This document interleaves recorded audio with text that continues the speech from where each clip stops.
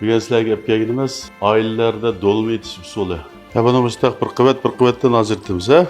Shu qattiq to'mirni cho'qib yutish kerak, ha buni. Bugun biz ishlatganimiz qo'y go'shti. Buni qiymasiga suv bermaymiz, ha? Buni ostiga bir taxsiz sivalimiz, ha? Kaldak basanni juprumuga o'rab turib chiqamiz. Tuvoqni yepib 40 minut past o'tda dumlab pishiramiz. Cho'ng kichik har qanday odamning yeyishiga mos keldi. Taxsiz usupulib azroq suyini ustiga jalab beramiz, ha? Salom ko'pchilik, yaxshimisizlar? Bugun sizlarga gap kelganimiz oilalarda dolma yetish usuli. Bo'lsa diqqatinglar ekranda bo'lsin.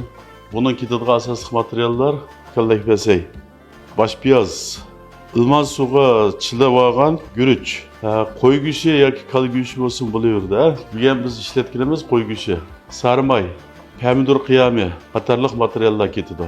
Oldi bilan biz bu kaldak basaydinki yıldızını ilivitip müşahalatda tayyorlab olamiz, ha? Anandan keyin qozonga suv quyib qaynagandan keyin bu kaldak basayni ama suvga yerim cho'kkidek kallatda quyib suvda qaynatib pishiramiz, ha? Buni mustaq bir quvvatdan ajratamiz, ha? Pishqanlari o'zligidan ajrab ketadi, ha? Buningki amal bor, şu kulaklarına jitvetmey çıkırımız. Bunu elip suğa su çilip alımız, ha? Bunu pişirganda bekrek pişirütümüz. Bulmasa ele içi kıymayılıp yögüge aktı da yaxşı pişmay kalsa sunup gitadigan ahvallar buldu, ha? Bunu suğa suda çakıp ivagandan keyin bunun o'ttirsidiki bu tomirni biz şulup nepiziltimiz, ha? Bo'lmasa eli yögiganda bu yaxshi yögelmeydi. Shu qattiq tomirni cho'qib yutish kerak, ha buni. Mustaq yalpoq tayyorlab oldik, ha? Bu bosqich tugidi. Endi biz buni qiymasini tayyor qilamiz. Oldi bilan go'shtni ushaq parchalab olamiz. Bunun azırak piyaz aralashtirib qiyma yasaymiz, ha?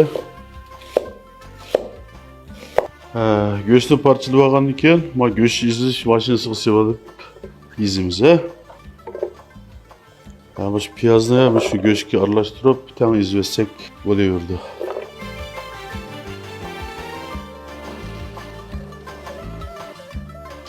Go'shtni biz ezib olgandan keyin shu ilman suv chilab yumshatib olgan guruch, buni tekshir aralashtiramiz. Bunun qiymasiga tam beramiz, ha? Tuz va 1,5 qo'shiq, qarmosh 1 qo'shiq, zira 2 qo'shiq. Shularni berib tekshir aralashtiramiz mijib. Bunun qiymasiga suv bermaymiz, ha?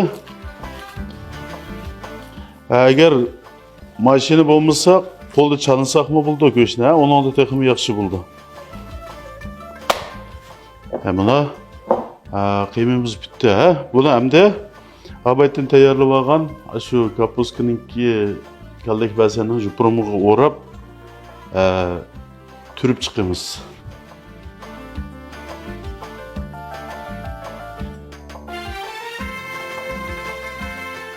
Agar bundoq bek cho'ng bo'lib ketsa sal kichikletsek bo'ldi, ha? Kichiklatgandan keyin mana shu narsning cho'ng kichikligi o'xshash bo'lishi kerak.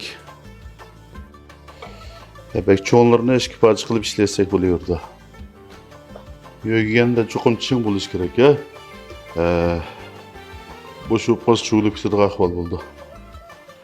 Ko'pchilik buni mustaq tugib tayyor qilib oldik.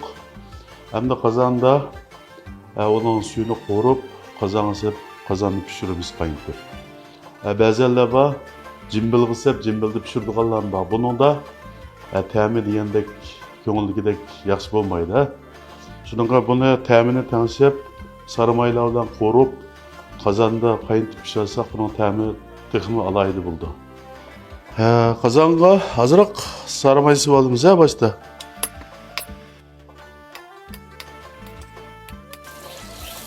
Bu erigandan keyin Piyazını sep koruymiz. Bunu koruş jarayonida o't kuchi bek yuqurib ketmaydi, pastroq o't kuchida qoruymiz. Haqidan temirjon solamiz. Anadaki su qo'yamiz. Quygan suyimiz bizni tutgan dolmamizning cho'kirgidek bo'z bo'ldi. Buni qo'rib, suyu qaynagandan keyin ta'min tashlaymiz. Tuz, qarmoch, ziridan 2 qo'shiq. Buni ta'minini tanishib oldik. Endi dolma qozonga chaplashib qolmaslik uchun buni ostiga bir taxsis sevalimiz. Cimbil yoki taxsis bo'laverdi. Biz tugib olgan dolmamizni birdan istaq tizib solamiz. Tuvoqni yepib 40 minut past o'tda dumlab pishiramiz. Ko'pchilik bizning bu dolmamiz pishdi hozir. Buni birdan chiroyli qilib taxsiga tushib beramiz.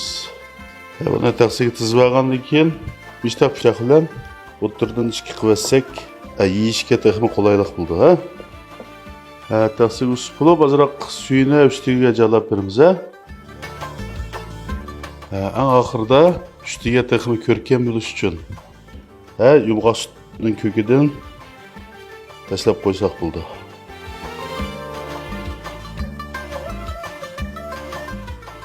Bugun oldukmi ko'pchilik, bugun olgan bo'lsanglar, yurak berib saqlayib, yaqinlaringlarga avatib turinglar, ular foydalab qolsin. Xayr xo'sh, keyingi sonda ko'rishaylik, omon bo'linglar.